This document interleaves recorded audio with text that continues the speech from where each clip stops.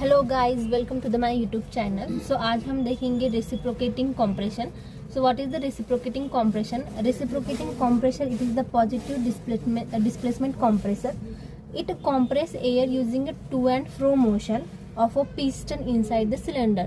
So what is the to and fro motion? Generally to and fro motion, when the piston moves upward and downward direction, then it is called as the to and fro motion. तो हम इसके अभी part देखेंगे। सो इसका पहला part है suction, then discharge valve, then suction valve, after that piston, cylinder, connecting rod and crank. So there are 3 ports generally: suction port, compression port and discharge port.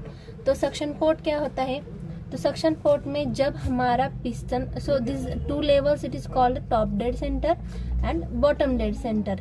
जब हमारा पिस्टन डाउनवर्ड डायरेक्शन में जाएगा तब हमारा suction valve open होगा, और जब suction valve open होगा तो सक्शन पार्ट से हमारी एयर एंटर होगी दिस पैसेज में. ओके, तो यहाँ पे हमारा सक्शन स्ट्रोक कंप्लीट होता है. फिर हमारा आता है कॉम्प्रेशन स्ट्रोक. तो कॉम्प्रेशन स्ट्रोक क्या होता है? जब हमारा पिस्टन अपवर्ड डायरेक्शन में जाएगा तब हमारी एयर कॉम्प्रेस होगी. तो कॉम्प्रेशन से क्या होगा? Air get compress. देन हमारा डिस्चार्ज पोर्ट स्टार्ट होता है. जब डिस्चार्ज पोर्ट में ये वॉल्व ओपन होगा और जो कॉम्प्रेस एयर है वो डिस्चार्ज पोर्ट से यहाँ से बाहर जाएंगी.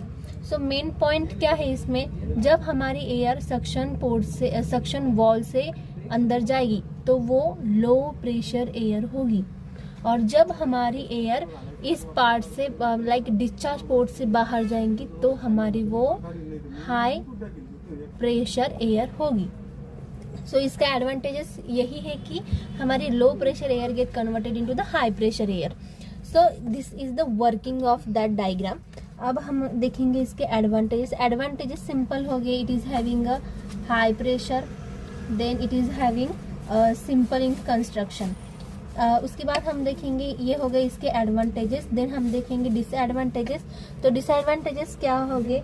It is noisy in operation. अब ये नॉइसी क्यों होगा?